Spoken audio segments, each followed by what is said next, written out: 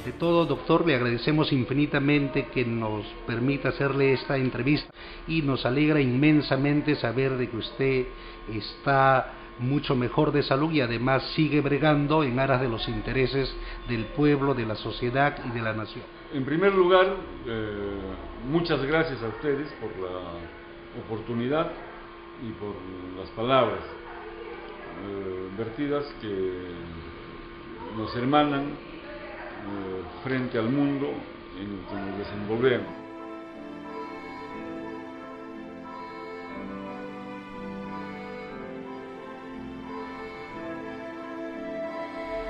Tenemos conocimiento que desde el 12 de diciembre del año pasado se viabilizó una actividad de exposición artística cultural de los prisioneros políticos del Perú en un evento denominado En tu Nombre. ¿Qué nos puede precisar acerca de esta importante actividad? La muestra fue una de expresiones de arte de los prisioneros políticos y de guerra del Perú, desde el momento en que la guerra se inició y hubo prisioneros. Una parte muy importante que principalmente fue pictórica y fue escultórica se refirió a la actualidad, pero también hubo una serie de reliquias históricas desde los momentos en que hubo prisioneros en el frontón y otras partes. Fue una gran muestra, efectivamente llamada En tu Nombre, y tenía afán explícitamente artístico y para difundir ese llamado a la estética que puede tener la gente cuando ve una obra de arte.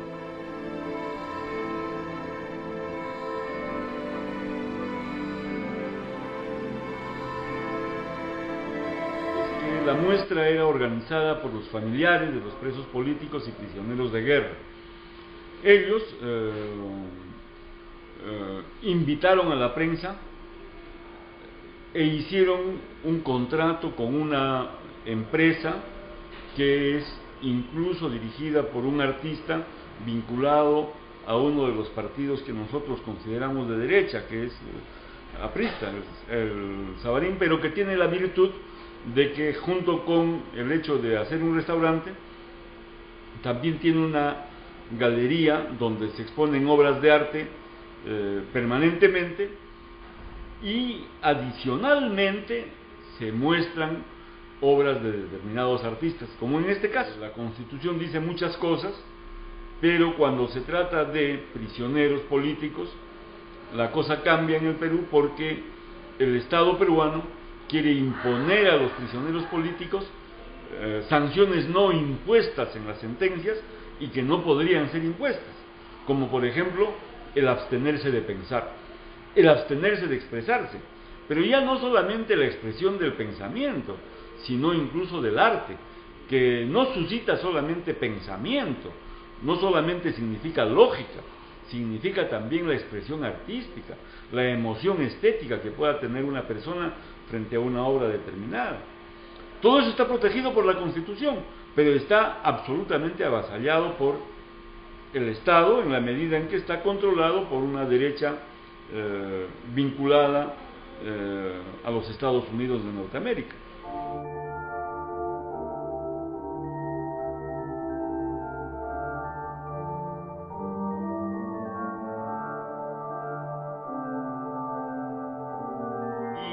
En cuanto al famoso enfrentamiento con el señor Urresti, señor ministro del Interior,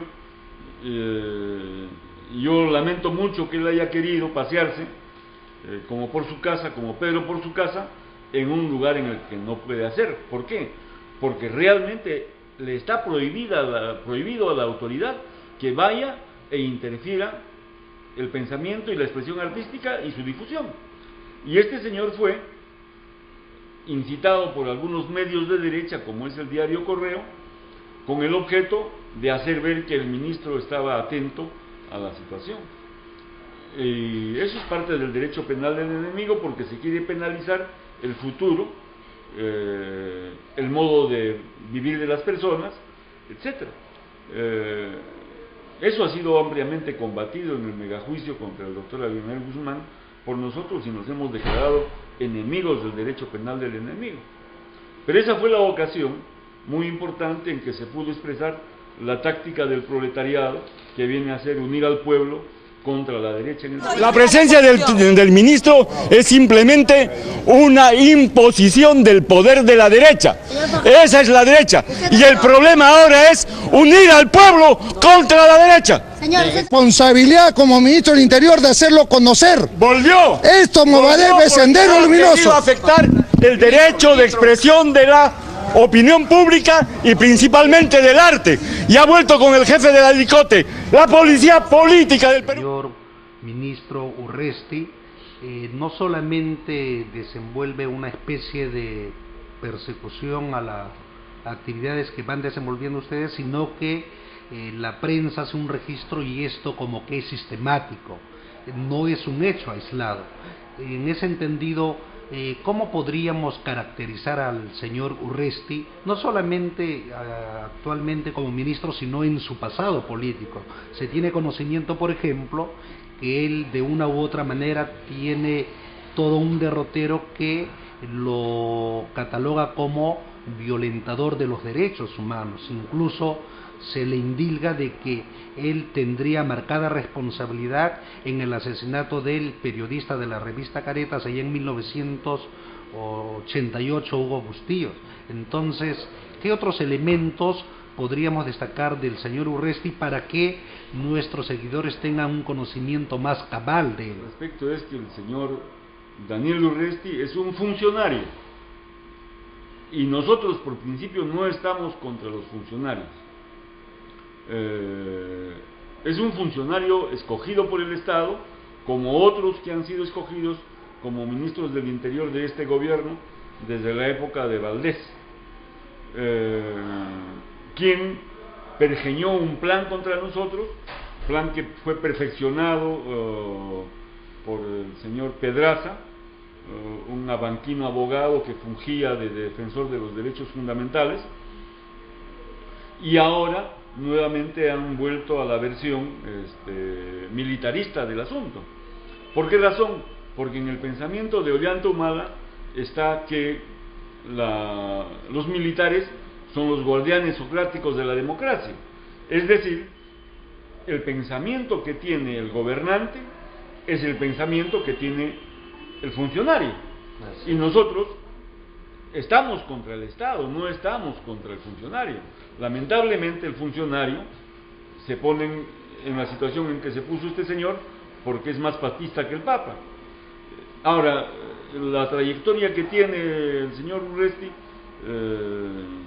me parece que ya la tiene que establecer el Poder Judicial, porque su asunto de haber participado o no en el homicidio del periodista de Caretas, del señor Bustillos, está en manos del Poder Judicial. Él efectivamente era el capitán Arturo de inteligencia cuando sucedió esa muerte. Eso le toca descargar a él, y a quien lo acuse, mostrar las pruebas. Nosotros no estamos en contra de que se le juzgue, ni a favor, pero en todo caso, nosotros sí hemos planteado el tema de la amnistía para todos. ¿Por qué razón? Porque en la guerra se cometen incluso excesos, pero se trata de guerra. El problema está en que nosotros principalmente queremos que los derechos fundamentales sean actuados en el Perú, y eso, lamentablemente, volvemos al tema de Urresti, no se está haciendo porque, por ejemplo, en el tema de los jóvenes y de toda la clase obrera, hay una política antilaboral y antijuvenil terrible que está propiciando el Estado, y que este señor Urresti está instrumentando.